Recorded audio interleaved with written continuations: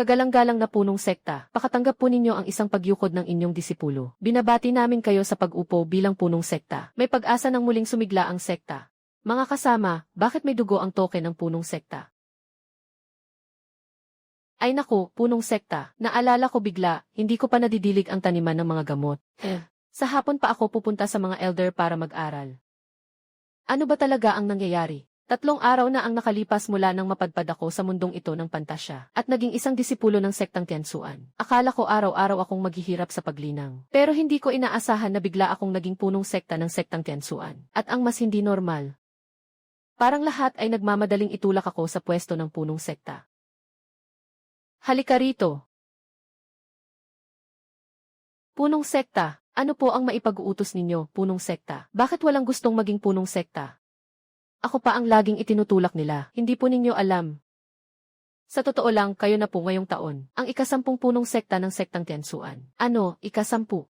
Saan napunta ang naunang 9 na punong sekta? Nakalibing na lahat sa likod na bundok ng sekta. Baka halos 1 metro na ang taas ng damo sa kanilang mga puntod. Lahat sila patay na. Ang mga taong iyon mula sa sekta ng demonyo para magpasikat at magpakilabot. Tuwing dumadating, ang una nilang ginagawa ay patayin ang punong sekta. Kaya pala walang gustong maging punong sekta. Hindi na ako magiging punong sekta. Kung sino ang gusto, siya na lang. Hindi pwede. Nang manungkulan kayo, nagbitaw na kayo ng sumpang may parusa ng langit. Nakagapos na ang pwesto ng punong sekta. Kapag binitiwan ninyo ito, tatamaan kayo ng parusa ng langit. Naku po.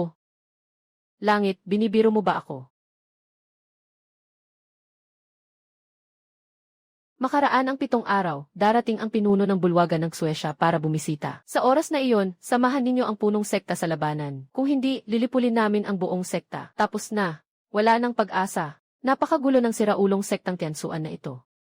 Ding, na-activate na ang host. Sama-samang paglinang ng sekta. Buong sekta. Araw-araw, bawat isa ay otomatikong magbibigay sa iyo ng kaunting paglinang.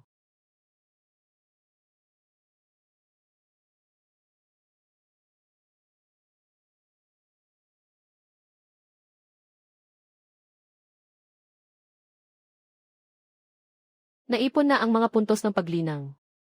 Paglinang ng Qi. Araw-araw, bawat tao sa sekta ay makapagbibigay sa akin ng kaunting paglinang. Hindi ko na kailangang magsanay para lumakas. Ang sarap naman ito. Hahaha, mayroon na akong sistemang ito. Baka sakaling may isang kisap na pag-asa pa. Binabati kita, host, nakalusot ka na sa susunod na antas ng paglinang. Nakarating ka na sa ika-9 na antas ng paglinang ng Qi.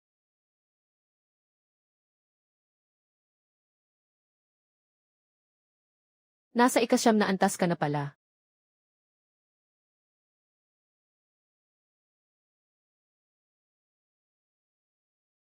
Ang sabi nga, ang pinakamalakas na henyo ng sekta, mula sa ika-2 antas ng paglinang ng Qi hanggang sa ika-9 na antas, ay tumagal ng hindi bababa sa 3 taon. Pero ako, 5 araw lang. Kapag nakalusot ako sa yugto ng pundasyon, hindi imposible ang talunin ang pinuno ng bulwagan ng Suesya. Kailangan ko pa ng 500 puntos ng paglinang para makalusot sa yugto ng pundasyon. Pero 2 araw na lang ang natitira sa akin. Masyado pa ring mabagal. Paalaala, kung ang mga disipulo sa likod na bundok ay hindi naglinang, hindi maibabahagi sa host ang kanilang paglinang. Sa madaling sabi, ang mga puntong hindi umiilaw na ito ay pawang nagpapakatamad. Hindi pwede yan. Ha ha ha ha ha.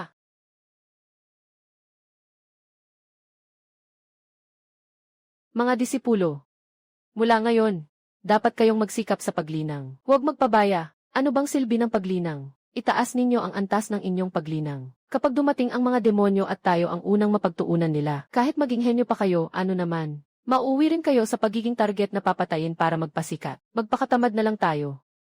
At least, madadagdagan pa ng ilang araw ang buhay natin. Hindi kayo magsisikap sa paglinang. Kung ganoon, tapos na ako. Ha ha ha. Mabuti, dahil napakaluwag ng loob ninyo. Ipahayag ang aking utos. Mula ngayon, ang sinumang mahuli kong hindi nagsisikap sa paglinang, ang susunod na pinuno ng sekta. Hindi ba't patay na siya? Hindi ka ba tao? Xiao Xiang, labanan mo ako.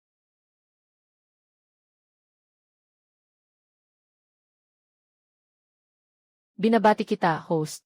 Nakalusot ka na sa ika-2 antas ng pagtatayo ng pundasyon. Ayos, may ganitong lakas na ako. Hindi bababasa, may karapatan na akong lumaban. Hindi sapat ang antas ng kultibasyon lang. Kailangan ko pa ng angkop na artepakto. Nga pala, kabangyaman ng sekta.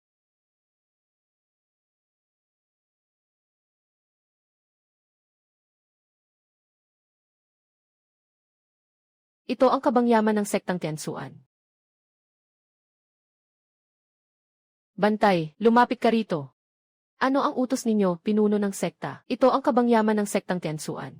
Naglalakas loob kang lokohin ako. Humupa po ang galit ninyo, pinuno ng sekta. Sa tuwing umatake ang sekta ng demonyo, nililimas nila ang buong lugar. At dahil napakabilis mamatay ng mga dating pinuno. Kaya napunta ang lahat ng mga kayamanan sa mga elder.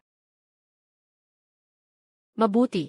Nasaan ang mga elder na iyon? O ay, narito na ang bagong pinuno ng sekta. Ano ang kailangan? Ibigay ninyo ang mga kayamanan ng sekta. Makikipaglaban ako sa sekta ng demonyo. Kayamanan? Anong kayamanan? Hindi ko po alam, matanda na ako. Nga, hindi kaya nalito na sa paglinang ang pinuno ng sekta. Kapag dumating ang oras, huwag kayong magsisisi. Bakit naman ako magsisisi? CJ.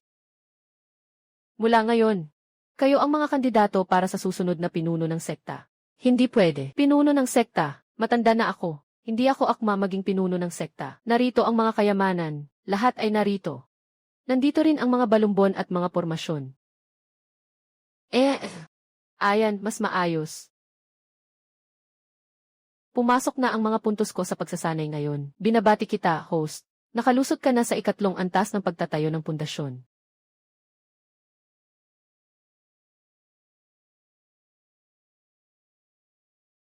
Nasaan ang pinuno ng sektang Tiansuan? Lumabas ka na kung gusto mong mamatay.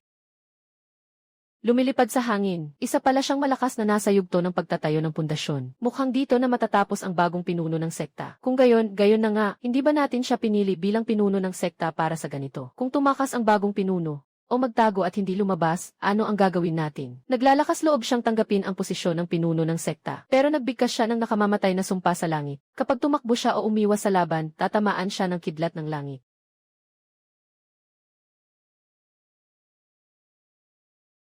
Ikalawang antas ng paglinang ng Qi. Sa lakas lang niyang iyan, bagay na ba siyang maging pinuno ng sekta? Akala mo ba gusto kong maging pinuno ng sekta? Hindi ba ako napilitang umupo sa pwesto dahil sa mga lintik na iyon? Bakit ba puro patayan at basag ulo, napakasira ng samahan? Mas mabuti kung maayos tayong mag-usap. Huwag ka nang maingay, hihiramin ko ang ulo mo.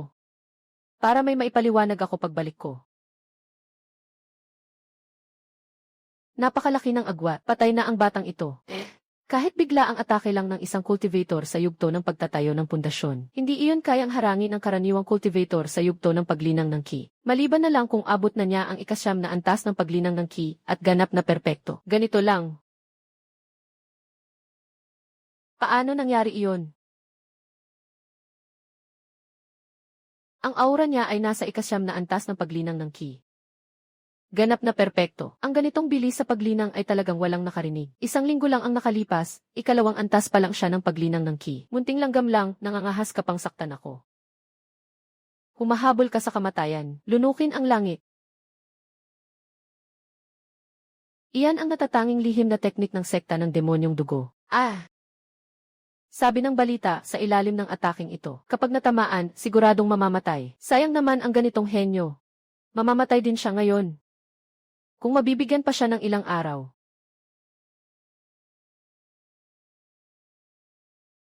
Hindi.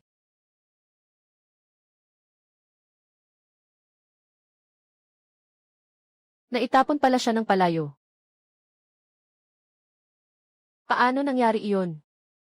Isa siyang cultivator sa yugto ng pagtatatag ng pundasyon.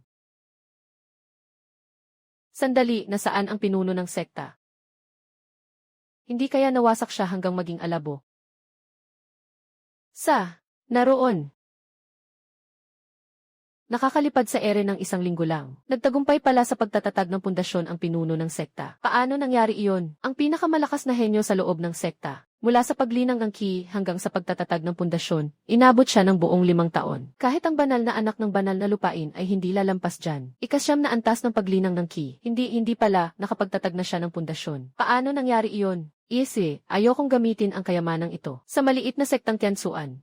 Pero dahil lumitaw ang isang henyo na tulad mo, ito ang bungo ng pag-agaw ng kaluluwa. Ginugol ko ang 20 taon kong esensyang dugo para ihanda ito. Kahit isang cultivator sa ikalawang antas ng pagtatatag ng pundasyon ay hindi makakapigil dito. Baka mapilitan mo pa akong gamitin ang ataking ito.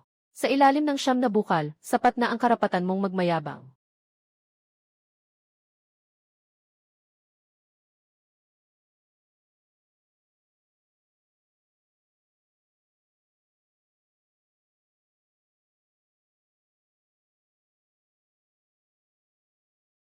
Pero kung hindi ako nasa ikalawang antas ng pagtatatag ng pundasyon, kundi nasa ikatlong antas ako.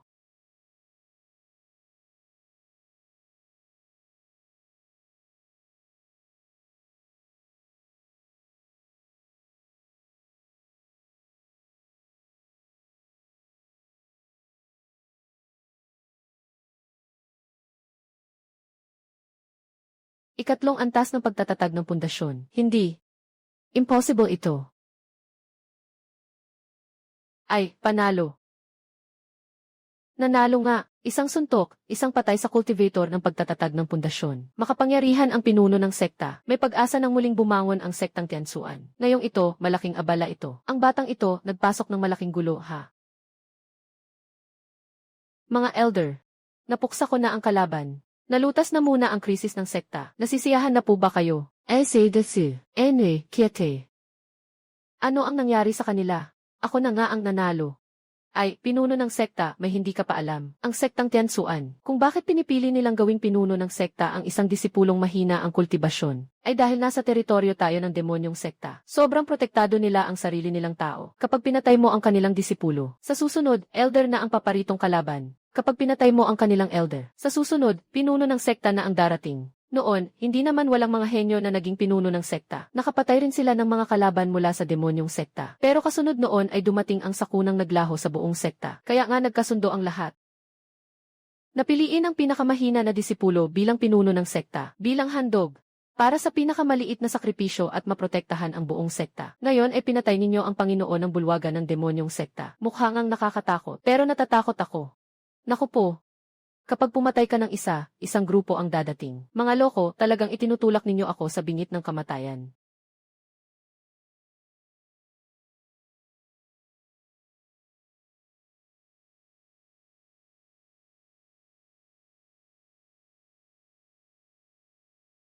Paano nangyari iyon? Ang anak ko. May tao. Saan nagpunta ang anak ko? Balik sa mga elder. Hindi po alam ng abang ito. Alam ko. Mukhang pumunta ang batang Panginoon sa kaharian ng Nanyun. Nagpunta siya sa paligid ng sektang Tiansuan para magsanay. Ang sektang Tiansuan ang pumatay sa nag-iisa kong anak na lalaki. Ipinanunumpa ng matandang ito na babalatan at bubunutin ko ang mga litid ng hayop na iyon. Dudurugin ko ang kanyang mga buto at ikakalat ang abo. Sa simula pa lang, hindi na sana ako nagpaloko rito. Anong klaseng walang kwentang pinuno ba iyan?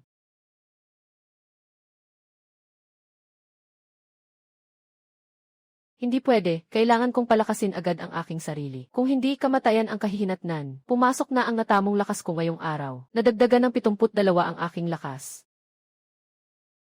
Bawat araw, iyan lang. Sobrang bagal. Sa ganitong bilis, kailan pa ako makakapag-breakthrough? Hindi pwede, kailangan kong maghanap ng paraan para makakuha ng mas maraming disipulo. Ano nang nangyayari? Bakit kayo nagsitakbuhan? Hoy, ano nang nangyari sa sektang Tiansuan? Bakit tumatakbo ang lahat pagpasok pa lang? Ikaw, taga-sektang Tiansuan ka. Narinig ko na niloloko ninyo ang mga baguhan sa sekta ninyo. Pagpasok mo, ikaw agad ang magiging pinuno. Tapos papatayin ka ng kultong demonyo. Kung sino ang pumunta, siya ang tanga. Ha ha ha. Grabe. Kaya pala itong huwad na sektang Tiansuan. Kilalang kilala na pala sa masamang pangalan. Paano ako makakahikayat ng mga tao? Hindi naman ako mang-aagaw sa inyo. Bakit kayo tumatakbo ng ganoon kabilis? May naisip na ako.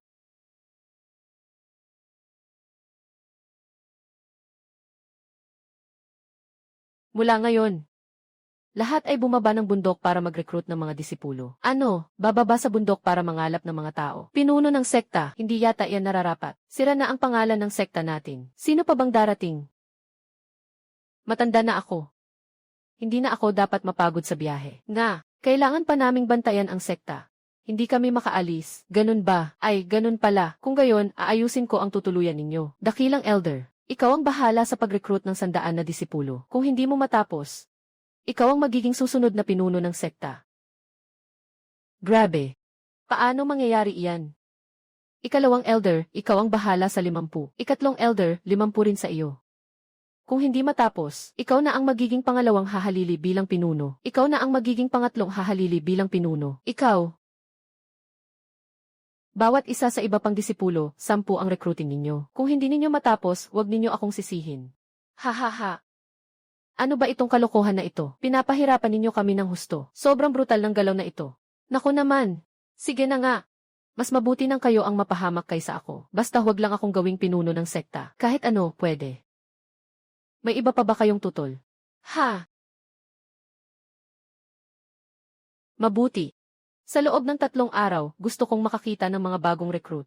Ay, kailan kaya matatapos ang paghihirap na ito? Wala akong magagawa. Sino ba ang nagdala sa atin sa gulong ito? Kung tutuusin, bakit hindi na lang ilipat ang sekta? Sagana ang espiritong enerhiya sa lugar na ito. Nakabubuti ito sa paglinang. Saan pa ba may kasing saganang espiritong enerhiya? Kung ganoon, bakit hindi na lang umalis sa sekta at humanap ng ibang landas? Mas marami pa ang mga disipulo ng demonyong sekta sa labas. Kapag nagkamali ka kahit kaunti, wala nang pagbalik. Sa loob ng sekta, basta hindi ako ang maging sectmaster. At least makakapaglinang pa ako ng payapa, haay. Tingnan ninyo. Nandoon ang isang mag-asawang bagong kasal. Pawang mga karaniwang tao sila, walang kultibasyon sa katawan. Bahala na kung may kultibasyon man sila o wala. Dagdagan muna natin ang tao ang sekta. Tumayo kayo, kinukuha na kayo ng sektang Tiansuan.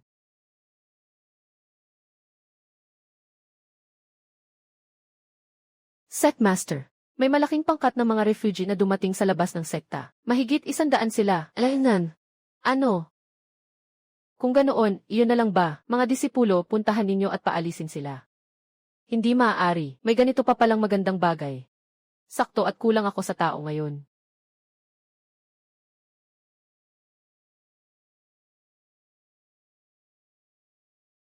Nais ko pong magtanong, kayo po ba ang sectmaster ng Tiansuan? Ako nga. Kayo ay. Kami po ay mga karaniwang tao mula sa bayang panghangganan ng kaharian ng Nanyun. 3 araw na ang nakalipas, nilusob at pinaslang ng demonyong sekta ang buong lungsod. Tumakas kami ng buong lakas. Wasak ang aming mga tahanan. Wala na kaming mapupuntahan. Hindi po namin hinihiling na maglinang. Basta may makain lang kami at may matutuluyan. Hinihiling po namin sa sectmaster na tanggapin kami. Kung walang talento ang disipulo, maaari ba akong bahagian ng kultibasyon? Basta magsikap lang ang bawat disipulo sa paglinang. Bawat isa araw-araw ay makakapagbigay ng kahit kaunting kultibasyon sa system. Ayos. Talagang kulang ako sa tao ngayon. Kung ganoon, tatanggapin kayo ng sekta ko. Sectmaster, huwag kayong magpadalos-dalos. Ang mga refugee na ito ay mababa ang kakayahan. Wala silang kahit kaunting pundasyon sa paglinang. At mag-aaksaya lang sila ng kakaunting yaman ng sekta. Sectmaster. Hindi sulit ang pagpapalaki sa mga walang kwentang ito. At pawang mga karaniwang tao pa sila. Hirap na hirap pa silang makahinga ng ki. Puro pasanin lang sila. Mga 3 elder. Ang daan ng paglinang. Ang unang dapat taglayin ay mabuting asal. Ang mga refugee na ito ay pinaslang ng demonyong sekta. Wala na silang tahanang uwian. Paano namin kayang manood na lang habang namamatay sila? Kung para lang sa kaunting yaman, ay manonood na lang tayo ng malamig sa gilid. Ano ang kaibahan noon sa demonyong sekta? Nagsanay na kayo ng ilang dekada. Puso na parang bakal at bato na ang nalinang ninyo. Kahit ang mabubuting gawa na kaunting hirap lang ang kailangan ay ayaw ninyong gawin. Ano pa ang saysay ng matuwid na daan? Ito. Hindi na kailangang magsalita pa. Mula ngayon, ang mga refugee na ito ay magiging panlabas ng mga disipulo ng sektang Tiansuan. Maraming salamat, Sectmaster. Maraming salamat sa dakilang kabutihan, Sectmaster.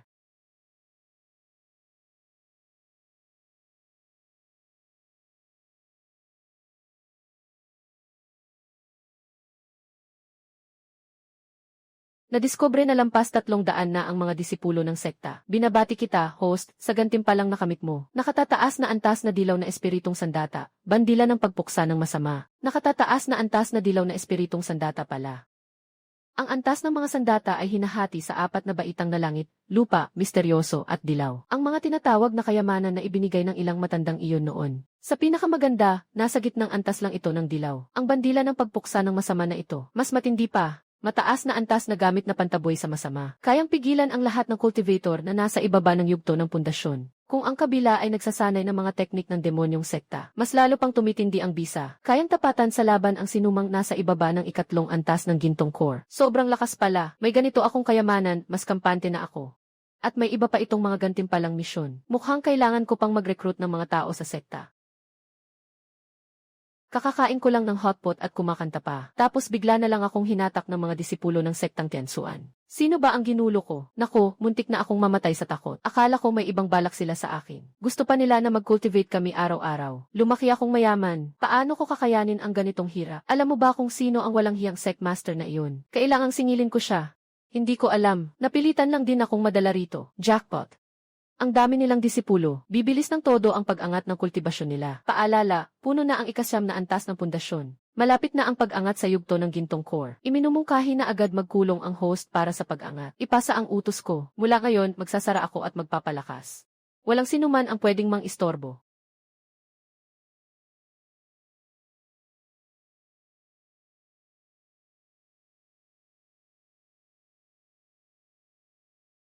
Mga bata ng sektang Tiansuan.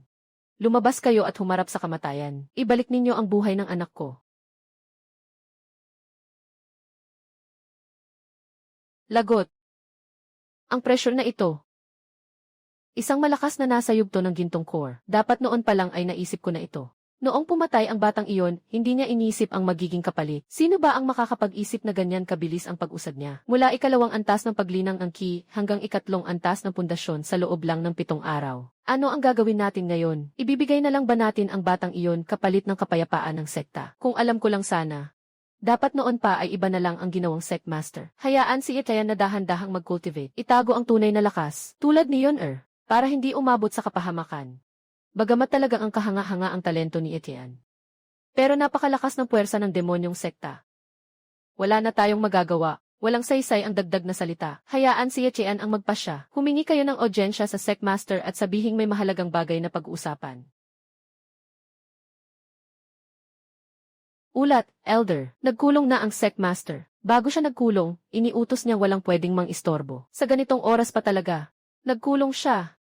Ang galing niyang pumili ng oras para magkulong. Sa tingin ko natatakot lang siya, kaya nagtatago. Wala tayong magagawa. Pagkatapos ng lahat, isa iyong malakas na nasa yugto ng gintong core. Sige, wala nang saysay ang mga iyan ngayon. Unahin nating tingnan ang sitwasyon sa tarangkahan ng bundok. Huwag kayong mag-alala. Ang sektang Tiansuan ay may daan-daang taong pamana. Kasama kami na nagbabantay sa proteksyong pormasyon ng sekta. Kahit isang cultivator sa yugto ng gintong core ay hindi basta makakapasok. Ang problema ay iyong mga halimaw na nasa yugto ng nasenso sa demonyong sekta. Para kay Etienne, sulit ba talagang kalabanin sila? Sektang Tiansuan. Kung hindi ninyo pa ilalabas ang salarin para harapin ang kamatayan, wawasakin ko kayong lahat.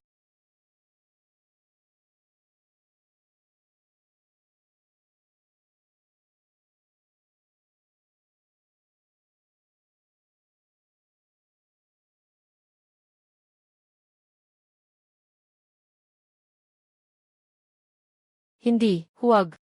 Tulong.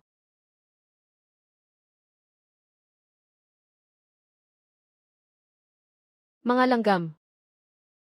Sektang Tiansuan. Kayo na nga lang, ganyan pakaliit ang tapang ninyo. Nagtatago kayo sa loob ng kabibi ng pagong. Pinapanood ninyong namamatay isa-isa ang mga disipulo sa loob. Ngayon ko rin nilipulin ang mga disipulo ng sektang Tiansuan. Bawat kalahating sindi ng insenso, may isang mamamatay. Hanggang sa lumabas ang sectmaster ninyong nagtatago na parang pagong. Hanggang lumabas kayo. Demonyo, bitawan mo. Huwag kang magmadali. Hihi. Kagalang-galang na kaibigang Daoist, walang alitan ang sektang Tiansuan at ang bulwagan ng Suesya. Mayroon pa bang hindi pagkakaunawaan sa pagitan natin? Mas mabuti kung pag-usapan natin ng maayos, hindi pagkakaunawaan. Ang anak ko ay pinatay ng inyong sekta. Anong hindi pagkakaunawaan? Mga nakatatanda, iligtas ninyo ako. Mga hayop. Lalaban ako sa inyo.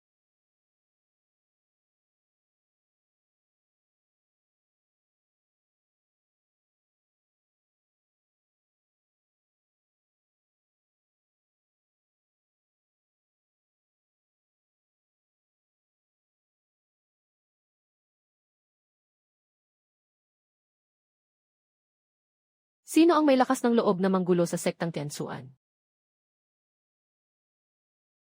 Si Jiang Shiji. Lumabas si Senior Sister Jiang. Naku! Bumalik pala si Senior Sister Jiang. Hindi ba siya nakasiklude para umatak sa Golden Core? Sino ang Senior Sister Jiang na ito? Siya ang pambihirang henyo ng sektang Tianzuan. 3 taon na ang nakalipas, nasa ika-9 na antas na siya ng pundasyon. Patuloy siyang nakasiklude para umatake sa kaharian ng Golden Core. Yun-er! Nakapasok ka na sa Golden Core. Yun-er, bumalik ka agad. Ang taong ito ay nakatatanda ng bulwagan ng Suesya. Hindi matansa ang lakas niya. Umatras ka muna. Aayusin natin ito mamaya.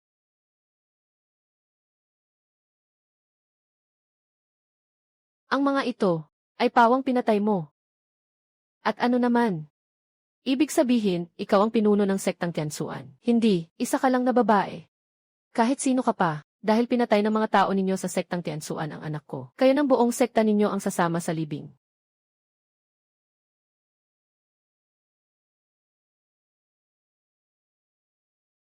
Nasalag mo ang isang atake na may 50% ng lakas ng matandang ito. May dating ka rin pala, maliit na babae. Pahamak. Kaka-breakthrough lang ni Yun-er sa Golden Core. Hindi pa matatag ang kanyang antas. Baka hindi niya kayanin ang matandang demonyong ito. Sabay na tayong lumusog. Mahalagang makapagsalba ng tao. Hindi pwede. Kung pipilitin natin itong gawin, mabubuksan ang malaking pormasyon ng pagprotekta sa sekta at mapapahamak ang sektang Tianzuan.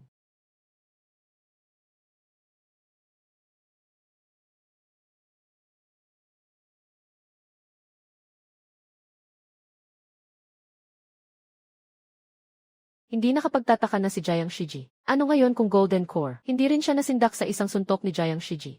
Masama.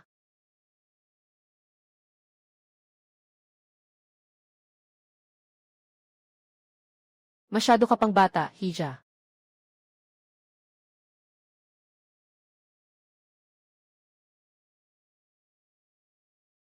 Tapos na. Sa impyerno ka na, samahan mo ang anak ko. Bitiwan mo ako. Hindi na yata kaya ni Yun-er. Kahit si Jiang ay hindi niya kalaban, nasaan ang pinuno ng sekta, bakit hindi pa siya lumalabas sa ganitong oras? Siguradong nagtatago na siya. Anong klaseng pinuno ng sekta iyan? Isa lang siyang duwag na nakapugot ang ulo.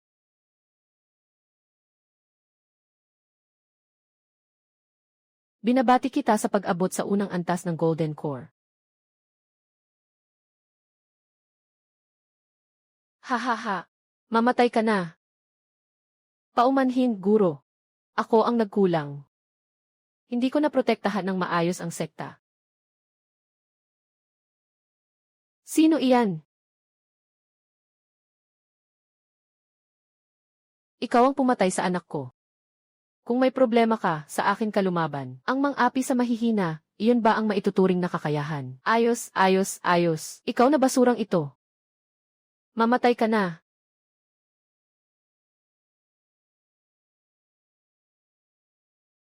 Malakas siya sa Golden Core.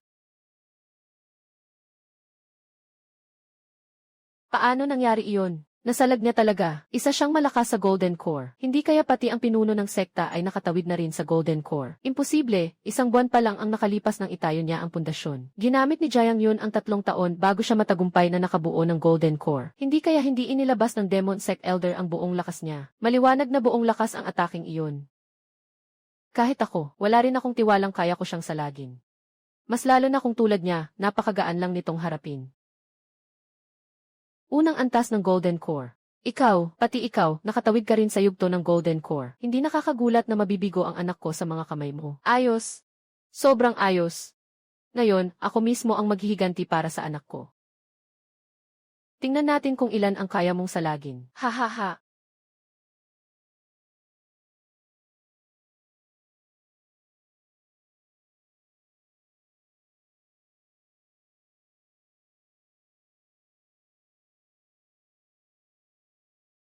Isang buwan lang ang nakalipas. Nasa 2 antas pa siya ng pagsasanay ng ki. Ang bilis ng pag-usad na ito.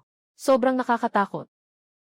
Ganito katingkad na talento, hindi mo makikita kahit sa 1,000 taon. Hindi.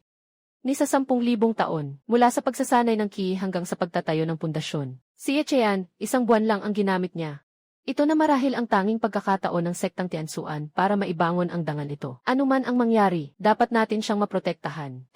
Ano naman kung makagalit tayo sa demon sect? Kapag naprotektahan natin si Ichian, may pag-asa pa ang sektang Tianzuan. Ayos.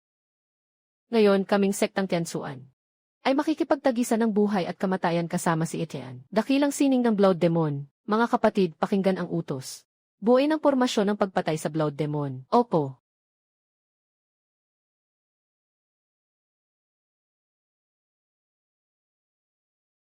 Walang hiya. Mga malalakas sa Golden Core. Kaya pang mga pinang mahihina, inaapi ninyo ang sektang Tianzuan na walang nagtatanggol. Mga kasama, sabay-sabay tayong lumusob.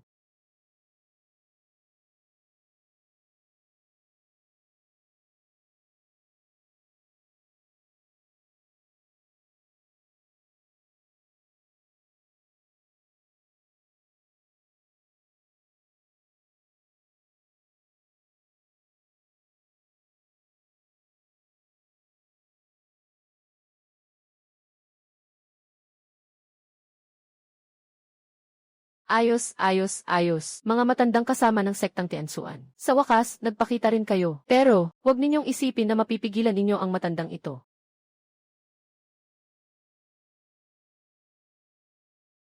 Elder, ano ang balak mo? Huwag. Ayokong mamatay.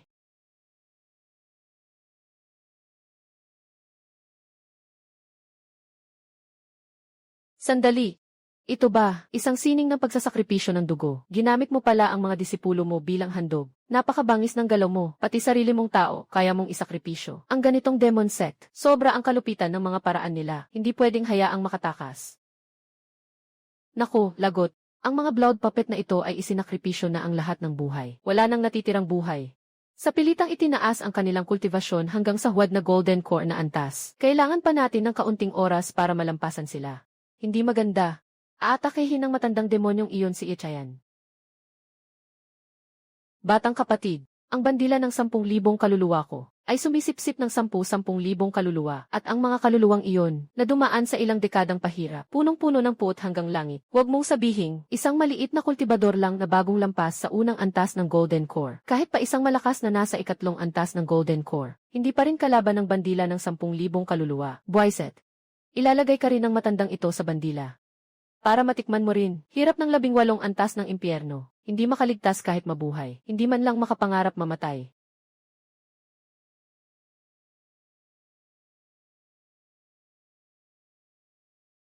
Sandali, bandila ng 10,000 kaluluwa, isang uri ng sandatang demonyo na bandila. Ha ha ha.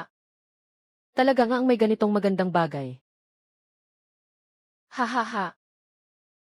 Sa ganitong sitwasyon na, paano pa nakakatawa ang pinuno ng sekta? Tapos na, tapos na. Tiyak na matindi ang gulat niya. Baka nabaliw na sa sama ng loob. Sa tingin pa lang, ang bandila ng 10,000 kaluluwa ay hindi ordinaryong bagay. Wala na tayo nito. Katatapos lang umabot sa unang antas ng Jindan ang ating pinuno. Hindi ba ito parang pagpapadala sa kanya sa kamatayan? Kung hindi makalaban ang pinuno at mga elder sa kalaban, baka pati ang buong sektang Tianzuan ay maisama sa libing.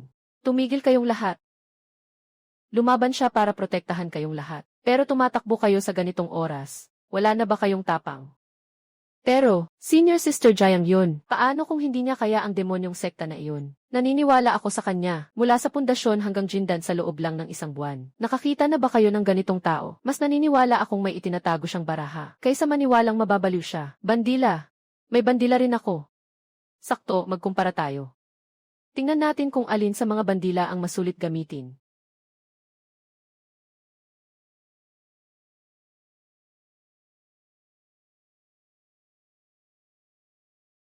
Hindi. Paano ito posible? Anong uri ng bandila iyan? Kaya mo palang supilin ang bandila ng 10,000 kaluluwa ko. Dahil peke ang bandila mo. Ang hawak ko ang tunay. Paano? Gusto mo bang ipalit ang peke mong bandila sa tunay kong bandila? Kaya bangang bata. Akala mo dahil nabasag mo ang isang galaw ko, pwede ka nang magmalaki. Dahil naghahanap ka ng kamatayan, ipagkakaloob ko sa iyo. Sa aking esensyang dugo, ihain ang mga kaluluwa, 10,000 kaluluwa, balik sa katahimikan. Gumuho ang langit at mabiyak ang lupa. Pumutok. Bata. Ang lakas ng ataking ito ay katapat ng isang Jindan cultivator na nasa ganap na kasakdalan. Buong lakas na tama. Huwag mong sabihing ikaw ay isa lang unang antas na Jindan. Kahit pa ikaw ay isang malakas na ikawalong antas na Jindan. Sa ilalim ng isang ito ay wala ka ng pag-asang mabuhay. Ha ha ha. Naku! Sektang Tiansuan, nabaliw na ang matandang iyan. Mas gugustuhin pa niyang mawalan ng isang mataas na antas na dilaw na artifact at ng sarili niyang paglinang, para lang itulak si Etienne sa kamatayan. Bumuo ng pormasyon. Ibig sabihin, ang ataking ito ay may lakas pa rin ng isang Jindan Realm Cultivator. Tama ba? Ano nang ibig mong sabihin? Supilin.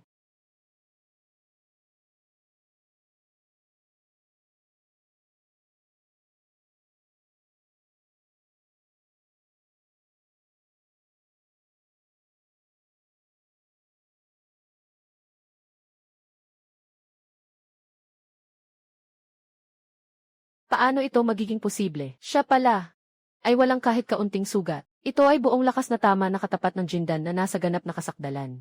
Hindi, impossible. Talagang imposible ito. Paano ka pwedeng walang kahit anong pinsala? Kailan? Ngayon mo pa gustong umalis? Huli na. Kawawaan mo ako.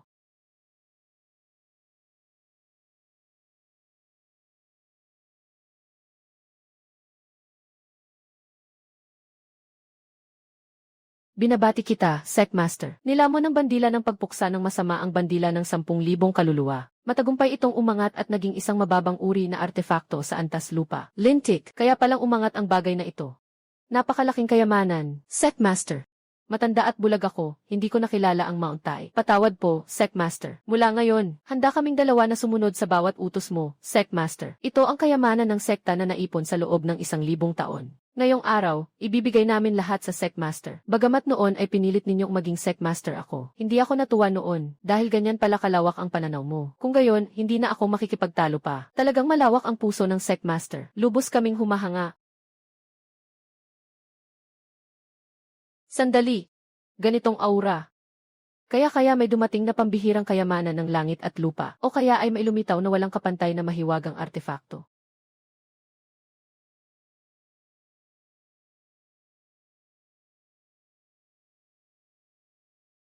Ang naipon ng sekta sa loob ng 1,000 taon. Ito lang ba? Marami nga ang mga batong espiritu at gamot. Paano naman ang mga artefakto? Bakit wala ni isang mukhang matinong piraso? Hindi alam ng Sekmaster.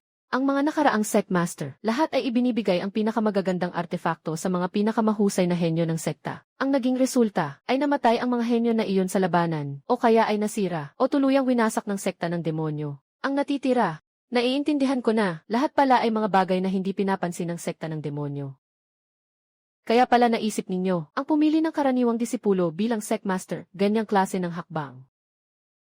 Ang problema ay, wala talagang silbi sa akin ang mga batong espiritu at gamot. Sa totoo lang, hindi ko kailangang mag-cultivate para tumaas ang aking cultivation value. Kung gusto kong lumakas, dalawa lang ang paraan. Una, ipagpatuloy ang pagpapalawak ng puwersa, at tumanggap pa ng mas maraming disipulo para mag-cultivate. Ikalawa, makakuha ng mas makapangyarihang mga artefakto. Kung gayon, yung gintong haligi ng liwanag kanina, kahit ano paman, kailangan kong puntahan at alamin iyon. Nagpasya na ako. Ipagpatuloy ang pagpapalawak ng sekta. Tumanggap pa ng mas maraming disipulo. Sekmaster. Sa ngayon, limitado ang mga yaman ng sekta. Kung palalawakin pa ang puwersa, hindi ba masyadong kukulangin ang mga supply? Opo, Sekmaster. Marami nga ang mga batong espiritu at gamot. Pero kung mas marami ang aalaga ang disipulo, napakalaki rin ng mauubos na yaman. Hindi na kailangang magsalita pa. Gawin ninyo ang sabi ko. Opo, Sekmaster. Bukod pa rito, aalis ako sa sekta ng ilang sandali. Sa lugar ng gintong liwanag kanina, maaaring may lumitaw na makapangyarihang artefakto. Hindi pwede. Sekmaster, talagang hindi pwede. Sekmaster, napakalayo ng lugar ng gintong liwanag mula rito. Delikado ang daan, at hindi pa natin alam kung ilang puwersa ang nagmamatsyag. Napakapeligroso. Sekmaster, kakalabanin mo pa lang at napatay mo na ang nakatatandang opisyal ng bulwagan ng Blood Demon Sect. Ibig sabihin, tuluyan mo nang na-offend ang Blood Demon Sect. Napakarami ng mga disipulo ng Blood Demon Sect. May isang matandang halimao sa antas ng espiritong sanggol na nakabantay sa sekta. Kung malaman nila na nagpunta kayo ng mag-isa sa labas, tiyak mag-aabang sila at lalagyan kayo ng bitag para patayin. Punong sekta, ang pag-asa ng sektang Tiansuan sa ngayon ay nasa inyo lamang. Kung may mangyari sa inyo, babagsak ang sekta at hindi na makakabangon pa. Sana mag-isip kayo ng mabuti. Huwag mag-alala, alam ko ang dapat kong gawin. Bantayan lang ninyo ng maigi ang sekta. At mag-recruit kayo ng mga disipulo ng maayos. Pagbalik ko, ayos na iyon.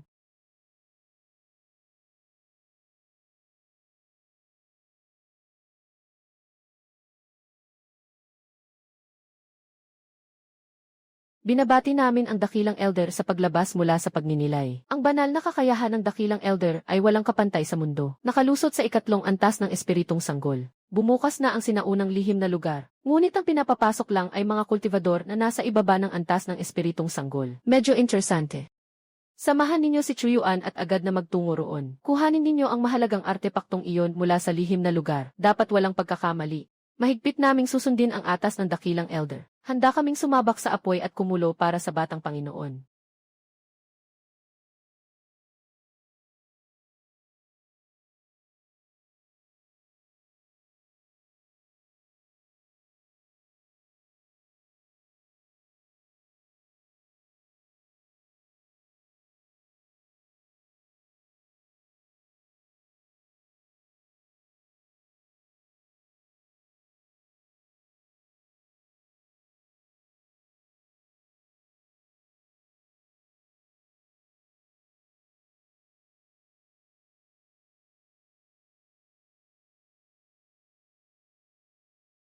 Narinig na ba ninyo? Sa likod ng pintong tanso na iyon, sinasabing lungga iyon ng isang sinaunang dakilang nilalang. Napakaraming kayamanan sa loob. Hindi lang kayamanan, narinig ko na sa panlabas pa lang. May mga mahiwagang kagamitan na antas lupa, gitnang uri. Baka may mga sandatang antas langit pa sa loob. Ang ganda naman ng pangarap mo. Sa dami ng banal na sandata ng mga sekta, saan pa tayo makakasingit? Kahit ang mga nasa antas ng perpektong gintong elixir pa lang, ay hindi bababa sa 10. Para sa akin, kung makakuha tayo ng ilang mababang antas na kagamitan at makalabas ng buhay, sobra na iyon, parang pinagpala pa ang libingan ng mga ninuno natin. Kapatid, ikaw din ba, isang malayang kultivador na nandito para sumubok ng swerte? Mukha kang hindi ko kilala. Tama.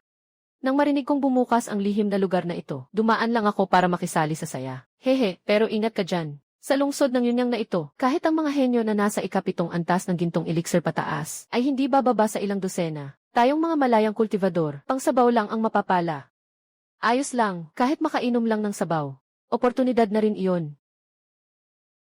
Bubukas ang lihim na lugar makalipas ang 7 araw. Mga kasama, mag-ingat kayo at magpakabuti. 7 araw, sapat na ang oras. Kahit mababa pa ang antas ko, kailangan ko pa ring humanap ng akmang kagamitan para sa depensa.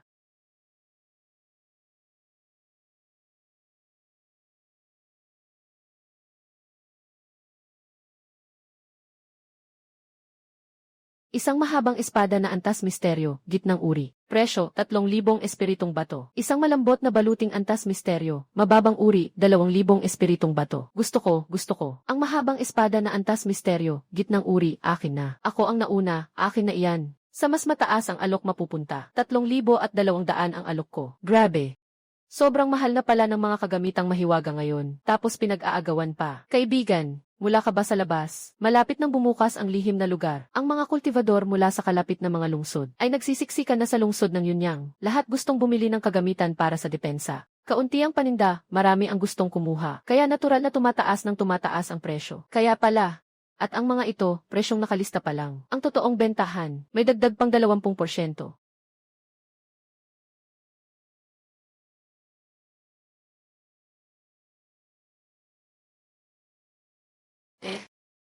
Ang ibig mong sabihin, yung bagay na iyon, pala ay isang kayamanan. Boss, paano ibenta ito?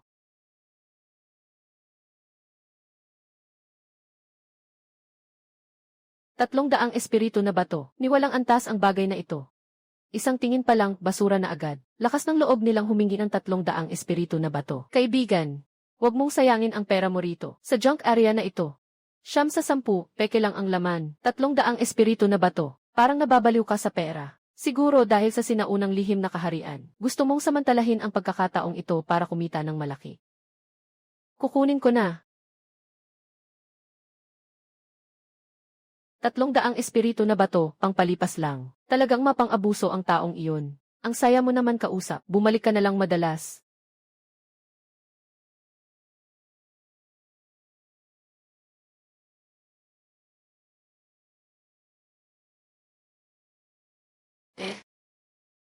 Walang silbi ang pagpasok ng espiritu na enerhiya. Walang silbi rin ang pagpatak ng dugo. Talaga bang isang mahiwagang kasangkapan ito?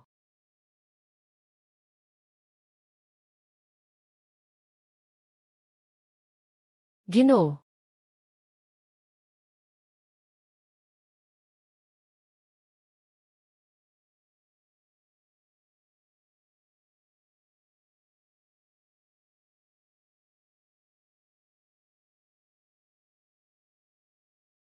Kasukat lang ng panlabas, mababang antas na mahiwagang kasangkapan. Ang bisa nito ay bumuo ng isang anino na kasing anyo ng tunay na katawan. Tulad din ang hininga. Pwedeng ang guluhin ang totoo at peke. Pala ay mababang antas na mahiwagang kasangkapan. Malaki ang napala ko dito. 300 espiritu na bato. Nakabili ako ng mababang antas na mahiwagang kasangkapan. Sa ganitong paraan, may nadagdag na naman sa aking trump card.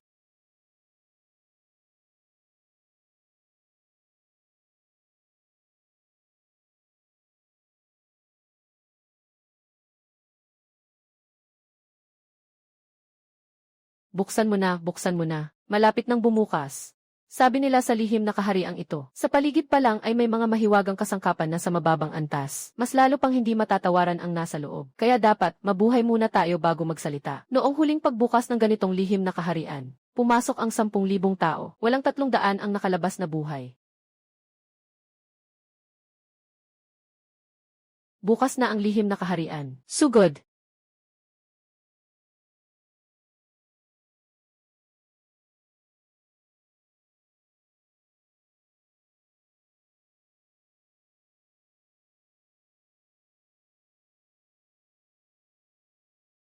Kakaiba ang aura ng lugar na ito. Magulo at magalaw ang agos ng espiritu na enerhiya. Lubhang mapanganib. Kailangang mag-ingat sa bawat hakbang.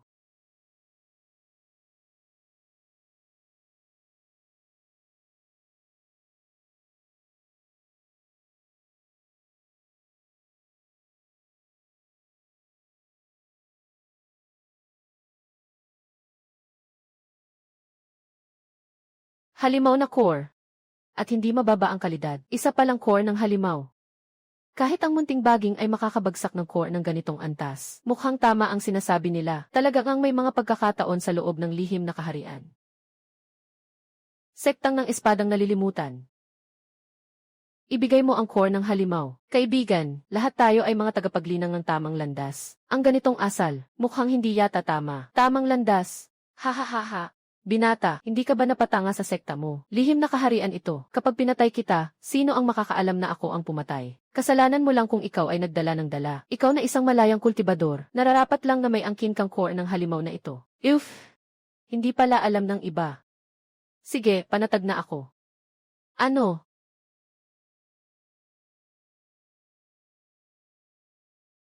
Batiin natin ang may-ari ng yungib. Ngayong araw, tumaas ang iyong kultibasyon. Nakaabot na sa account, 2,160 puntos. Mukhang maganda ang kapalaran. Ang pangangalap ng mga disipulo sa sekta roon ay mukhang maayos naman kamakailan. 3 araw lang, nadagdagan agad ng ganito kalaki ang aking kultibasyon.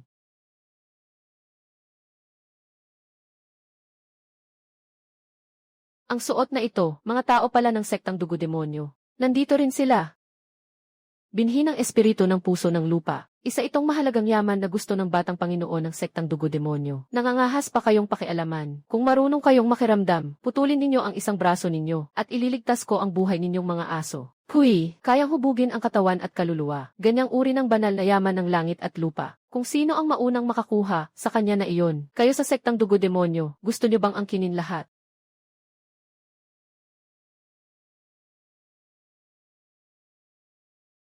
Kung makuha ng batang Panginoon ang yaman na ito, tiyak na gagantimpalaan niya kami ng malaki.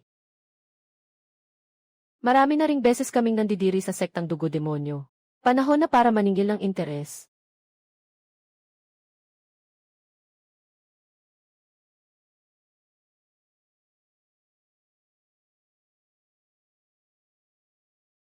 Itong binhi ng apoy. Akin na ito. Ang tapang mo. Nangahas ka pang sunggaban ang pakinabang ng sektang dugo-demonyo. Alam mo ba kung ano ang kapalit ng paglapastangan sa sektang dugo-demonyo? Paglapastangan, parang kung hindi ko agawin ang binhi ng apoy sa puso ng lupa. Papatawarin ako ng sektang dugo-demonyo. Ano ang ibig mong sabihin? Ako rin ang pumatay sa inyo na may tangjindan na elder. Ikaw nga.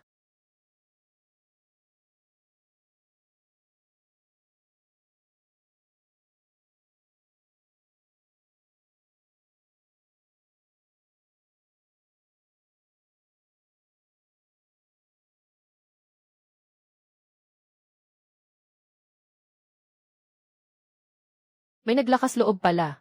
Nagalawin ang pag-aari ng batang Panginoon na ito.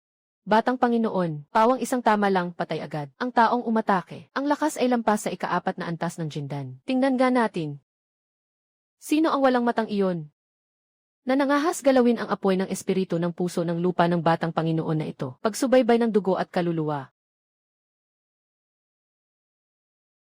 Habulin ninyo. Ako mismo ang dudurog sa kanya hanggang maging pira-piraso. Hihigupin ang kaluluwa at dadalisayin ang espiritu para malaman niya ang kapalaran ng sinumang magtangkang lapastanganin ang sektang dugo-demonyo.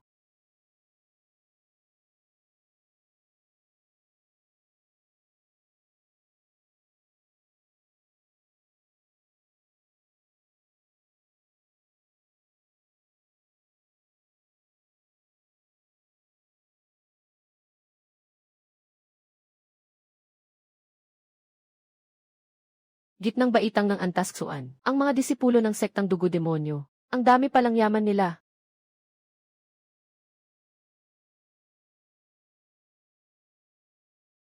Ha ha ha ha. Yaman na, yaman na. Puro magagandang bagay.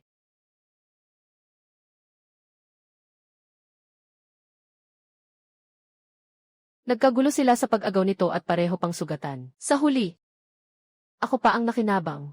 Natukoy na nakakuha ang host ng mga pambihirang yaman ng langit at lupa. Apoy ng espiritu ng puso ng lupa. Magagamit ito sa pagpapatibay ng espiritu at kaluluwa at sa pagdadalisay ng pundasyon. At maaari rin itong direktang gawing maraming puntos ng paglinang. Tinatayang kapag ginamit, ang paglinang ng host ay maaaring umangat mula sa ika-4 na antas ng Jindan hanggang ika-7 antas ng Jindan. Direktang tumalon mula ika-4 hanggang ika-7. Totoo ba talaga?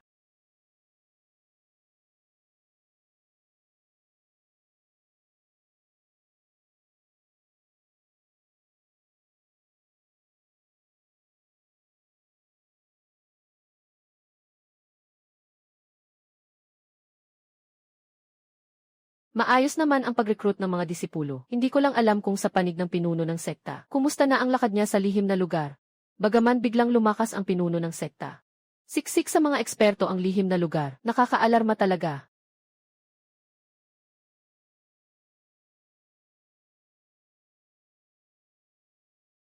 Hindi maganda. Ang jade slip ng buhay ng pinuno ng sekta. Bakit ito biglang nagningas? Kaya ba naharap sa malaking problema ang pinuno ng sekta? Tingnan ninyong mabuti, habang sinusunog ng apoy, unti-unting naghihilom ang mga bitak sa jade slip at hindi lumalaki. Ibig sabihin, hindi lang ligtas ang pinuno ng sekta, kundi kasalukuyan pa siyang sumusulong sa panibagong antas. Mukhang sa lihim na lugar na iyon ang pinuno ng sekta. Nakakuha na naman ng malaking biyaya. Talagang lumalakas ang presensya. Kaya pala, nagmamadali lang kami. CJ. Kung makakabalik ng matagumpay ang sekta master sa pagkakataong ito, sino pa ang makapagsasabing hindi unlad ang sektang Tiansuan?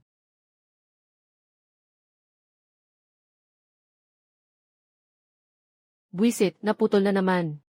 Anong paraan ba ang ginamit ng hayop na iyon? Kaya nitong takpan pati ang tracking divine art ko. Kumalma ka, batang Panginoon. Malamang gumamit ang taong iyon ng isang teknik na nagtatago ng aura. Kaya niya tayong naiwasan pansamantala. Pero sobrang lakas ng konsumo ng ganitong uri ng teknik, hindi niya iyon kayang panatilihin ng matagal. Kapag naging pabago-bago ang kanyang espiritual na lakas, tiyak nalilitaw ang kahinaan. Yeswe, sige, ipagpatuloy ninyo ang paghahanap. Kahit hukayin pa ang lupa ng 3 talampakan. Kailangan ninyong mahanap siya. Parurusahan ko siya ng walang awa.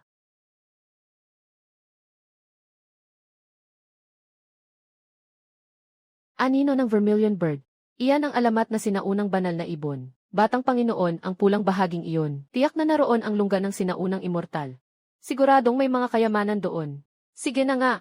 Hayaan munang mabuhay pa ang hayop na iyon ng ilang araw. Bumalik kayo at magdala pa ng mga tao. Gusto kong makita mismo kung ano nang itinatago sa loob ng lunggang iyon. Binabati kita, host.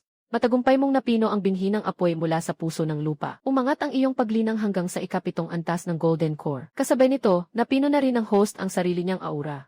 Kaya mong itago ng perpekto ang iyong paglinang. Hindi ka madaling mababasa ng iba. Ayos! Ika-7 antas ng Golden Core at maaari ng ganap na maitago ang aura. Mas madali na itong kumilos.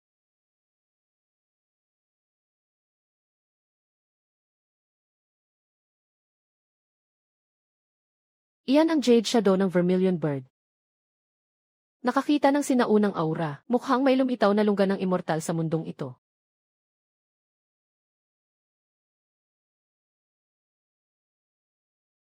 Napansin na ng batang Panginoong ito ang lugar na ito.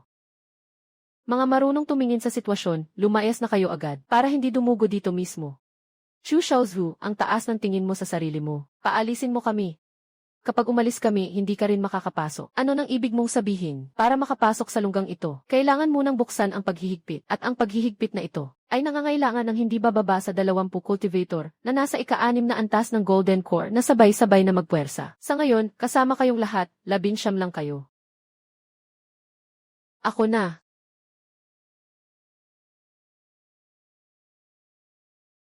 Ang taong ito ay lumapit pero hindi man lang naglabas ng kahit katiting na aura. Nasa likuran ko na siya, hindi ko man lang napansin. Sa pagkakataong ito, kapag papasok, kailangan talagang maging napakaingat. Ang batang ito, napakabata pa. Pero ganito nakataas ang kanyang paglinang. Sino ba talaga siya? Ano pa ang pinatatagal ninyo? Ngayong nandito na ang lahat, kumilos na kayo at buksan ang paghihigpit. Gawin ninyo ang sinasabi ko. Sino mang mahuhuli, huwag sisihin ang batang Panginoong ito kung maging malupit ako.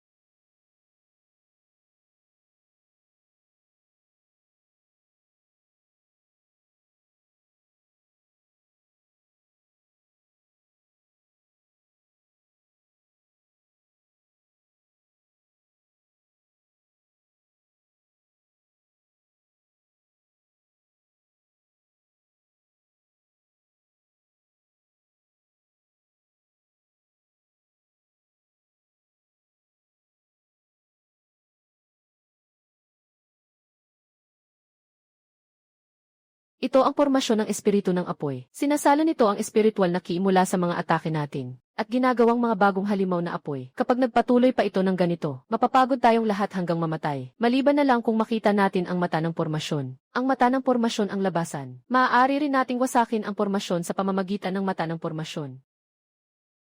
Ipaubaya mo na sa matandang ito.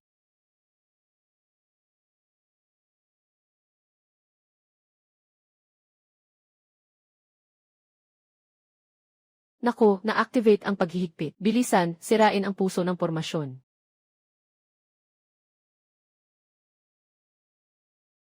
Mga basura. Panoorin ninyo ang batang Panginoong ito.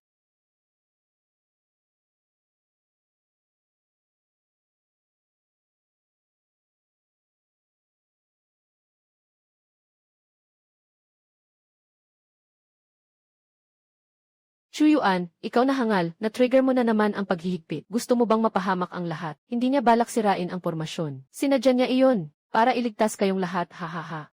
Aagawin niyo ba ang kayamanang nagustuhan ng batang Panginoong ito? Pangarap lang.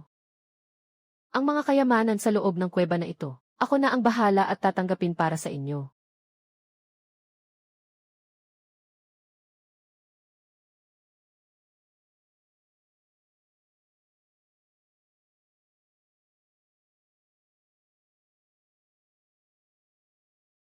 Bandera na uri ng magic artifact.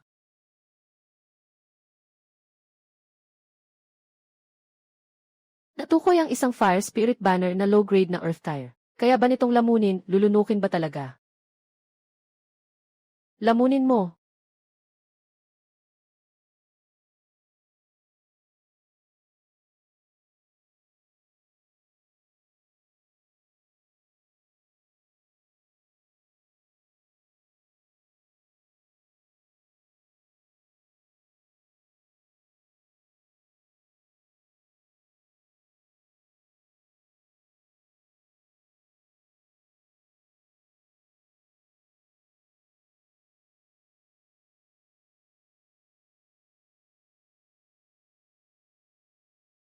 Haha. Ngayong may isa na namang life-saving talisman ako. Maraming salamat kaibigang Dao sa pagligtas. Kung hindi dahil sa tulong ng kaibigang Dao at sa pagbasag mo sa formation, malamang dito na kami matatapos ngayon. Maraming salamat, napakalaking utang na loob, hindi ko iyon malilimutan. Ang bata na ito may ipinagmamalaki talaga. Hinahangaan ko ang matandang ito. Maliit na tulong lang iyon. Hindi na kailangang maging magalang pa, mga kasama. Nabasag na ang sentro ng formation. Bukas na ang pasukan ng kuweba sa unahan. Pakiusap mga kasama.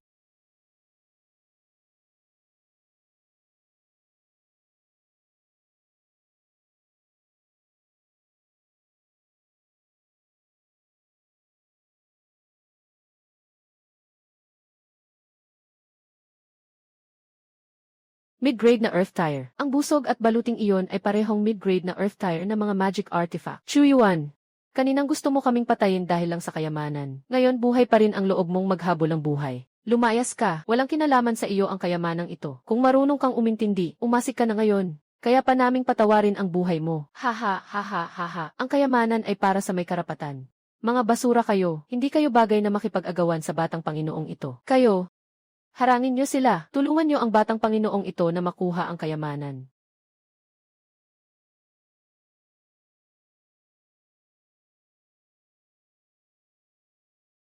Haha, haha, haha. Sa akin na ang kayamanan.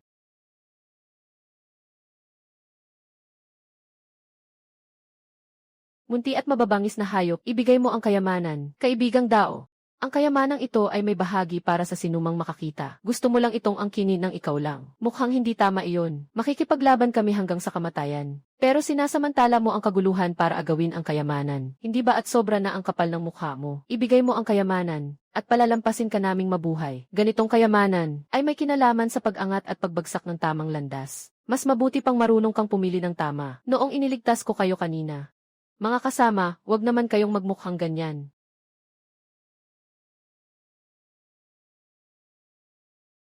Gusto mong umalis, iwan mo ang kayamanan. Ikaw pala. Ang aura na iyon. Ikaw ang mababangis na hayop na kumuha sa aking Earth Heart Spirit Seed noon. Ako nga. At ano ngayon? Mamatay ka.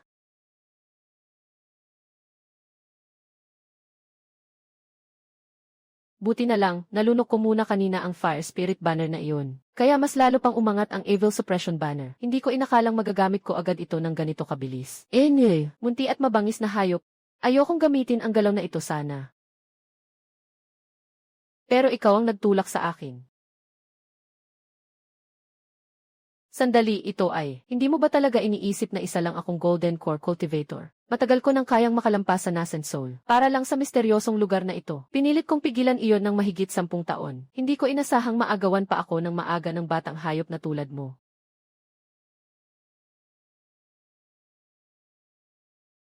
Ah!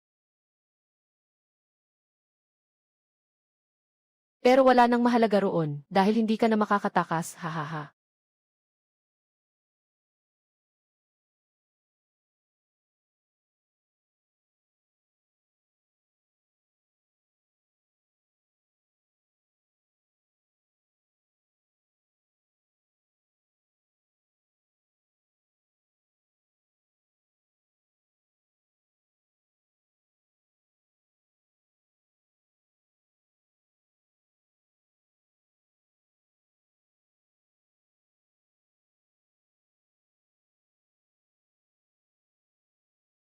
Hahaha, hahaha, hahaha.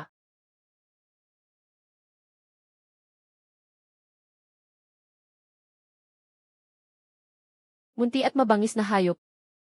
Sa pagkakataong ito, masyado kang pinalag kung mamatay ka ng ganoon lang. Hindi tama.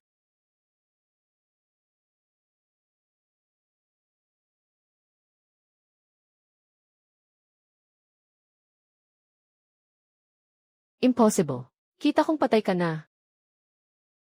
Paano nangyari ito? Buti na lang, inilihis ng anting-anting na anino ang atensyon para sa akin. Kung hindi, baka hindi ko talaga nasalo ang pana kanina. Isang langgam lang sa ikapitong antas ng Jindan, mangangahas kang saktan ang batang Panginoon na ito. Naghahanap ka ng kamatayan. Sugod. Impossible. Kahit pa isa kang matandang halimaw sa yugto ng Yuaning, hindi mo kayang harangin ng ganito kadali ang buong lakas kong atake. Paano mo nagawa iyan? So, isa palang array artifact. Kaya pala nasalo mo ang atake ng batang Panginoon na ito. Pero, napakalakas kumonsumo ng enerhiya ang ganitong klase ng artifact. Hindi ito kayang tumakbo ng matagal. Sa laki ng antas mong ikapitong Jindan, at hindi ka rin kumukuha ng espiritong ki tulad ng Yuanin. Kapag pinutol lang ang espiritong ki sa paligid, mahuhuli ka na parang pagong sa banga. Tingnan natin kung hanggang kailan ka tatagal. Lagot. Tama ang sinabi niya. Mabilis maubos ang espiritong lakas. Kung magpapatuloy ito, hindi ako tatagal. Sandali. Sa yugto ng Jindan, hindi pwedeng kumuha ng lakas mula sa malayo. Pero pwede sa Yuaning, kung gayon. Kailangan ko lang makaisip ng paraan para makalusot hanggang Yuaning. Hindi ba malulutas agad ang problema? Ha ha ha ha ha ha. Parang pag-inom ng lason para mapawi ang uhaw. Hindi mo siguro iniisip na. Sa 3 pilang ito ay makakapasok ka na sa yuaning. Iwanan mo na iyan, purong pantasya lang. Ang ika-7 jindan, sa isang kapaligirang walang espiritong ki. Kahit gaano karaming elixir ang inumin, sayang lang ang lakas. Sa normal na kalagayan, talagang hindi ito pwedeng malagpasan. Pero ang problema, may cheat ako. System, dagdagan mo ako ng puntos.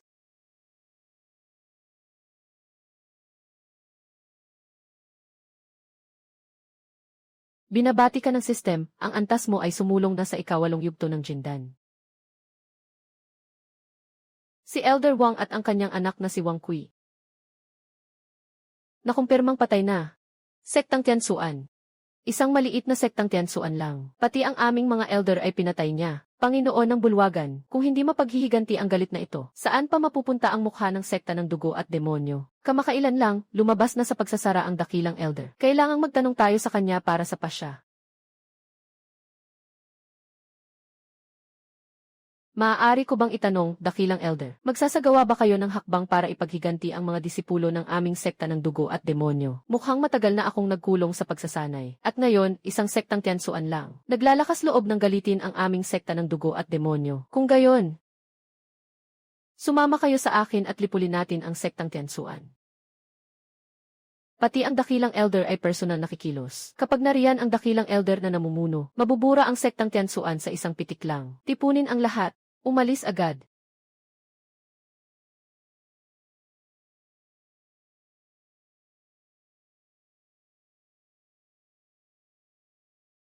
Si Senior Sister Jayang ay tunay na isang henyo sa henerasyon. Maganda na. At higit sa lahat, napakalakas pa niya. Nga. Sana ganyan din kabilis ang pag-unlad ko sa pagsasanay. Kailangan kong magsikap at matuto kay Senior Sister Jayang. Hindi ako ang dapat ninyong tularan. May isa pang mas karapat-dapat. Paano naman mangyayari iyon? Sa mundong ito, may mas henyo pa ba kaysa kay Senior Sister Jayang? May laging mas mataas na langit. May laging mas magaling na tao. Alam ba ninyo, 1 buwan lang ang nakalipas. May isang tao na gumugol lang ng 7 araw upang mula sa pagsasanay ng ki ay makapasok sa pundasyon. At pagkatapos, 1 buwan lang din ang ginamit niya para makarating sa jindan. 1 buwan para tumago sa jindan. Paano iyon magiging posible? Talaga?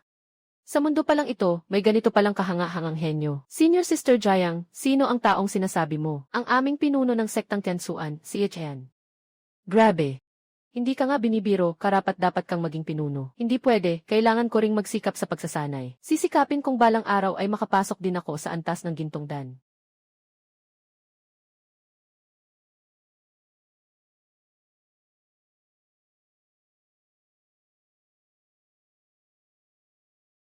Hindi, may mali.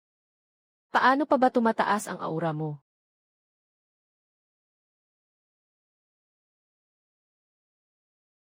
Hindi na pwedeng maghintay pa. Hindi ako naniniwala. Hindi mo man lang ginagasta ang espiritong lakas mo para salagin ang atake ko.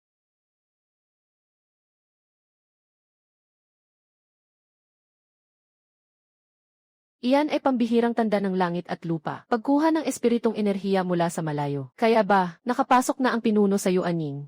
Impossible. Imposible, paano mangyayari iyan? Malinaw na pinutol ko ang espiritong enerhiya dito. Ang 3 eliksir na iyon. Hindi ka nito matutulungan na makatawid sa yuaning. Gumamit ka sigurong ng kung anong maruming pakana para pilit na itaas ang iyong paglilinang. Huwag mong subukang lokohin ako, batang Panginoon. Kung nakarating ako hanggang ngayon, lahat ay dahil sa sarili kong likas na talino at pagsisikap. Hindi ka naniniwala, halika, subukan mo.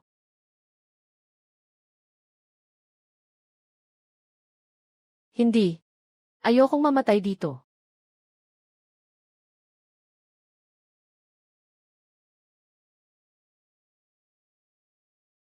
Panahon mo na ring. Malasap ang hirap ng impyerno. Huwag.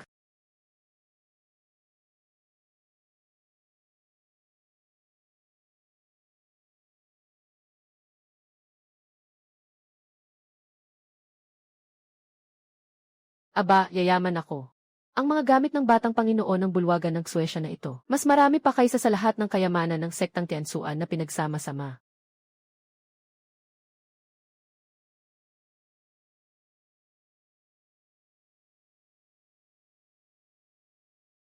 Kakaiba.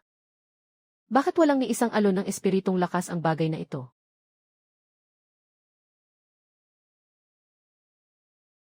Ano ba talaga ito? Nakakatindig balahibo ang aura na ito. Hindi nakapagtataka kung ituring ito ni Chuyuan na parang kayamanang inaalagaan. Mukhang oras na ring bumalik sa sekta.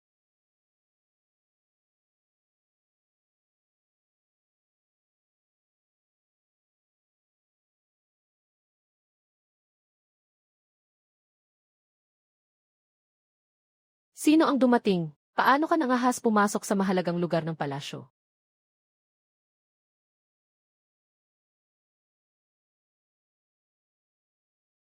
Ano po ang utos ng dakilang nilalang na dumating? Mula ngayon, ang kaharian ng Danyon ay mapapasailalim sa bulwagan ng Suesya. Lahat ng lungsod ay magtatayo ng mga checkpoint at sisisirin ang pagkakakilanlan ng mga kultibador. Sinumang kahina-hinala, patayin agad ng walang awa. Maaaring patayin pati si Elder Wang. Ibig sabihin, hindi pangkaraniwan ang lakas ng taong iyon. Sa pinakakaunti, malamang ay nasa Jinsong na siya. Ang sinaunang lihim na lugar na iyon, ay wala pa rin sa loob ng sekta. Kaya ngayon, hindi pwedeng gulatin ang kalaban. Kapag naipit siya, baka makatakas siya matapos makabalita, at lalo lang tayong mahihirapan. Kailangan nating maubos ang lahat ng tao sa sektang Tiansuan sa isang sabayan. Walang maiiwan. Marunong ang kataas-taasang elder.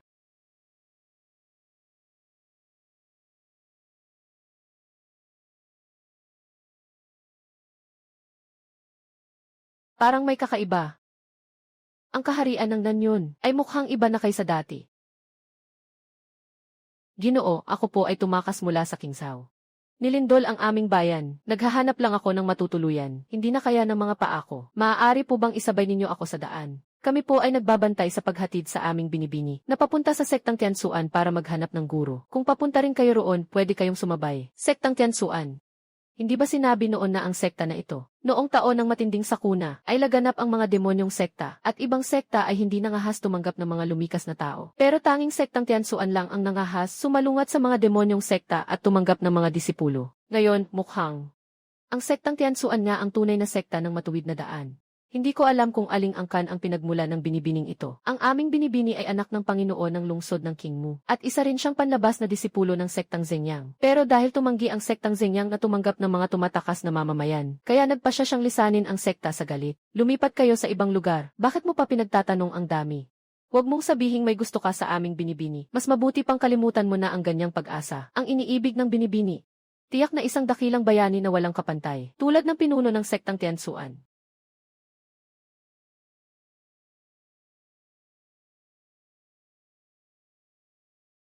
Inaantok ako.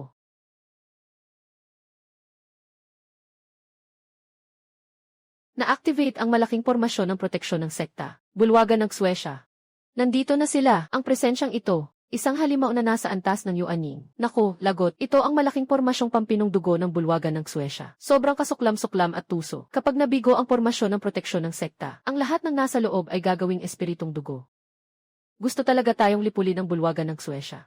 Tapos na ang pormasyon. Kung kaming tatlo ay magpupursigi ng buong lakas, pinakamatagal ng 7 araw lang tatagal ang pormasyon ng proteksyon ng sekta. Paano pagkatapos ng 7 araw? Pagkatapos noon, bahala na ang tadhana. Ang tanging magagawa natin ngayon ay hintayin ang pagbabalik ng Panginoon ng sekta.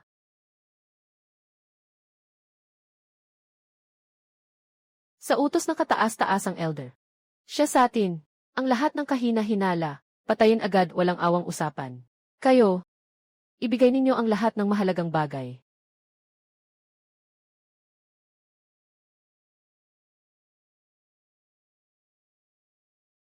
Oy, ang lakas naman ng loob mong titigan ako ng masama. Naghahanap ka ng gulo.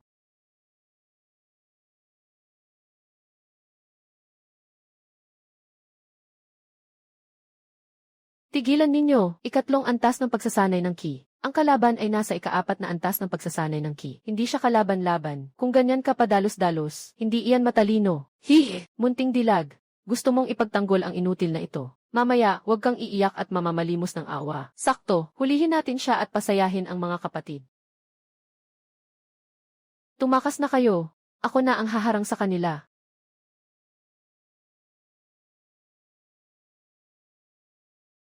Nablangko ka ba sa takot? Tumakbo ka na at iligtas ang buhay mo. Hindi ko sila mapipigilan ng matagal. Para sa mga karaniwang tao na ito, worth it ba talaga ito? Lalo na ako. Magkakilala tayo, wala pang isang araw. Sa ganitong oras pa talaga. Sinasabi mo pa iyan, ang pagwasak sa malakas at pagtulong sa mahina. Di ba tungkulin iyan ang lahat ng alagad ng matuwid na daan?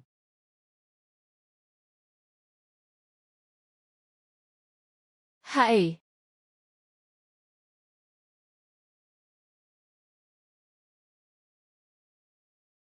Ito ay ang presensya ng isang malakas na nasa antas ng Golden Core.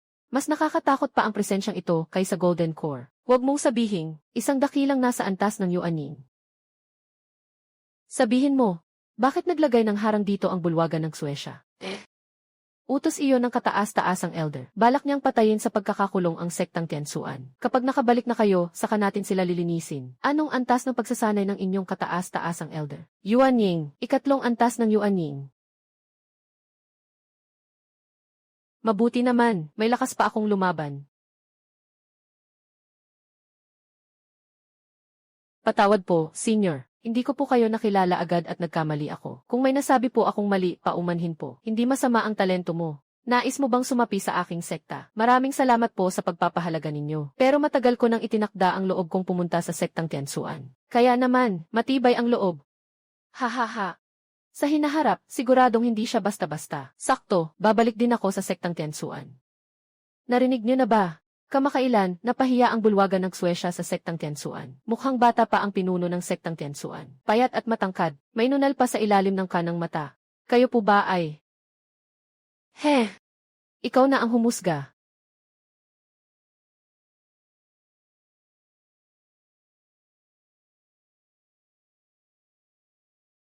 Dakilang elder. Katatanggap lang namin ng mensahe. May ulat na posibleng nakita si Itayan sa pangunahing daan ng kaharian ng Nanyon. Matapos niyang patayin ang dalawa nating disipulo, papunta na siya rito sa sekta. Sa wakas, nagpakita na siya. Hindi na natin kailangang maghintay. Ipatupad ang utos. Agad na palakasin ang kapangyarihan ng dakilang hanay ng pagdalisay ng dugo. Kasabay nito, ipaalam sa mga disipulo. Napasimulan ang paglusob sa depensa ang hanay ng sektang Tiansuan ng mas maaga. Gusto kong makita niya mismo kung paano naglaho ang sekta niya.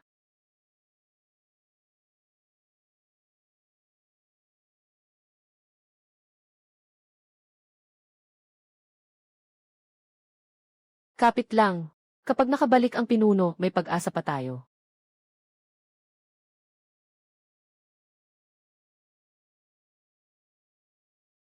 Jayang yun. Bilisan mo at ilabas ang mga disipulo sa paglusot. Umalis kayo sa hanay ng pagdalisay ng dugo.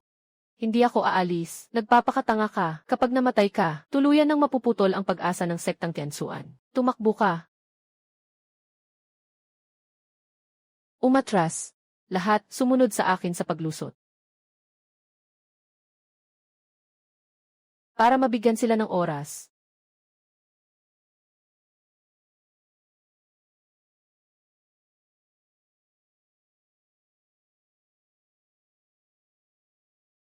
Ang matandang ito. Hindi ako makapapayag.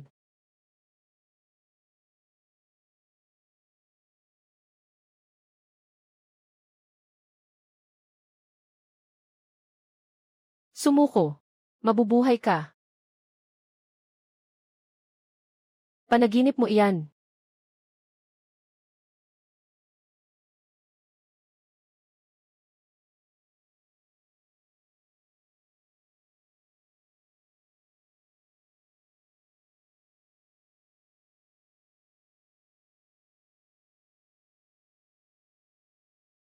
Mag-ingat.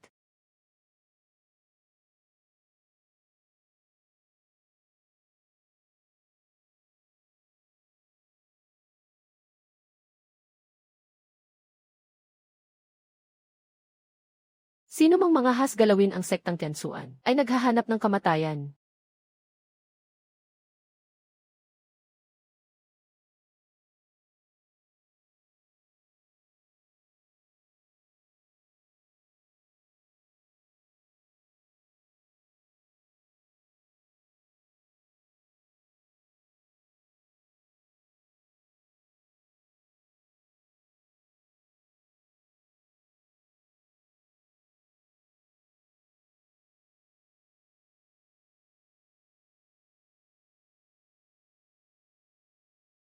Pinuno ng sekta, bumalik na ang pinuno. Alam ko na. Hindi tayo pababayaan ng pinuno ng sekta.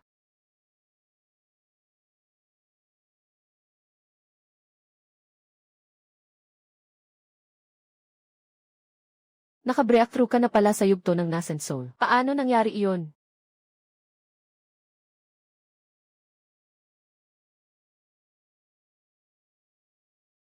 Bulwagan ng Suwesya. Ang alitan natin, dapat na ring matapos.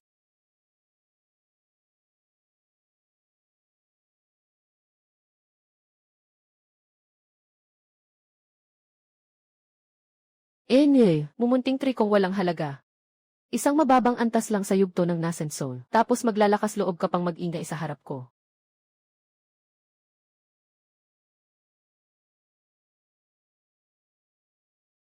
Lagot. Hindi ko na matukoy kung alin ang totoo. Kailangang harangin ko silang lahat.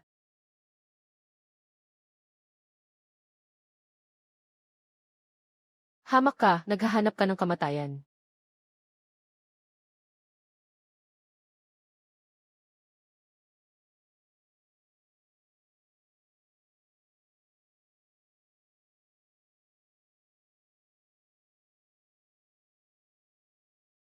Hindi pwede. Mali. Sandali, hindi kaya ito ay isang kagamitang panglaban na antas lupa. Nga. Bakit naman ito na naman ang galaw na ito?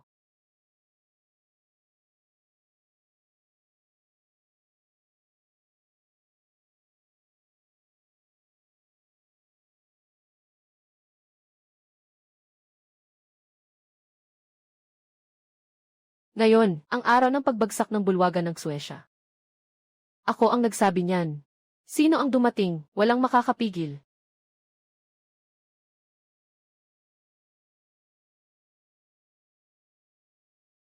Hindi pwede, masyadong malakas ang lalaking ito. Ang pana at baluti ay halatang hindi pangkaraniwan. Huwag nang banggitin pa ang bandilang iyon, at ang nakakatakot niyang mga anino ng dobleng katawan. Pero nakalusot na rin si Chuyuan sa yugto ng Nascent Soul. Siguradong matapos niyang matanggap ang mensahe ko. Mabilis na siyang makakarating. Alam kong may hinihintay ka, pero hindi mo na kailangang maghintay, dahil hindi na siya darating.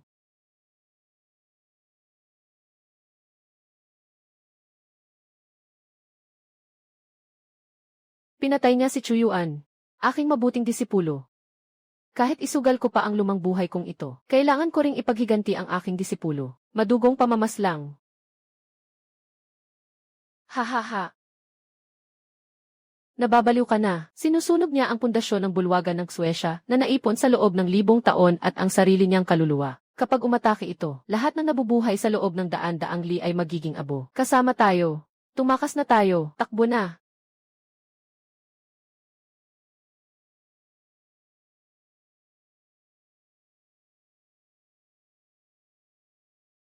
Setmaster. Takbo na.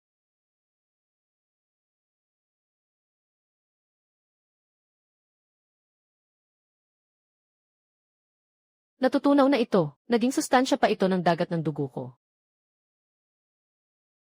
Hindi. Impossible.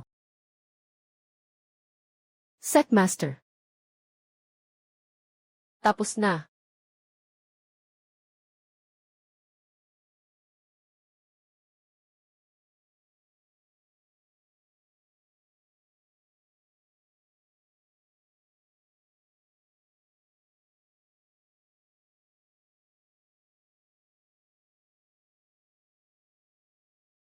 Nirvana ng Vermilion Bird, muling pagsilang sa apoy.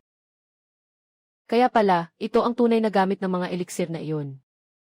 Setmaster. Hindi pa patay, buhay pa ang Setmaster. Hindi, impossible. Paano kaya mangyayari iyon? Paano ka posibleng buhay pa? Malinaw kong naramdaman na naglaho na ang aura mo. Hindi, peke ka. Huwag mo nang subukang lokohin ako gamit ang ilusyon.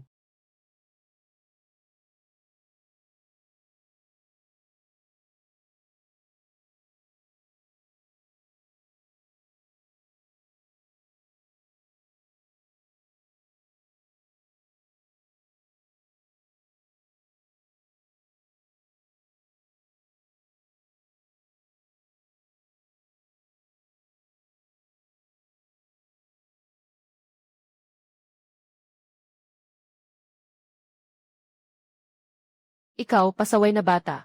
Ang diskarte mo ay kasing padalos-dalos ng pagkatao mo. Padalos-dalos. Tama po ang paalala ng elder. Senior Sister Jiang, ano kayang pinagkakaabalahan ng Sectmaster kamakailan? Ilang araw na natin siyang hindi nakikita. Kung iisipin, ang gwapo talaga ng Sectmaster. Ikaw na babaeng ito, anong pakilig iyan? Sectmaster lumabas siya para mangalap ng ambag para sa atin. Pamamalimos.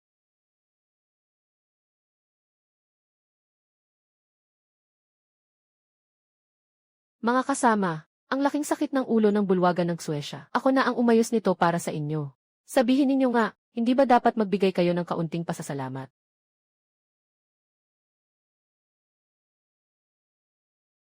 Sobra namang magalang. Pero, may isa pa akong hihilingin sa inyo. Ano pa pong maipapayo ni Sectmaster Ye?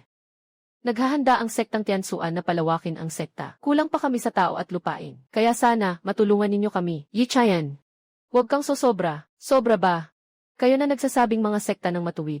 Pero kapag may sekta ng demonyo, nagtatago lang kayo sa likod at nagiging maingat. Sa araw-araw, iniisip lang ninyong tumanggap ng mga disipulong may talento at palakasin ang sekta. Pero sa mga may talentong karaniwang tao, itinatapon ninyo sila na parang lumang sapatos. May kahit kaunting pananagutan ba kayo? Paninindigan ko pa rin ang sinabi ko. Ang mga disipulong ayaw tanggapin ng ibang sekta. Sektang Tiansuan ang tatanggap. Ang mga disipulong ayaw turuan ng ibang sekta. Sektang Tiansuan ang magtuturo. Sa isang salita, ang kayang tanggapin ng ibang sekta, kukunin ko.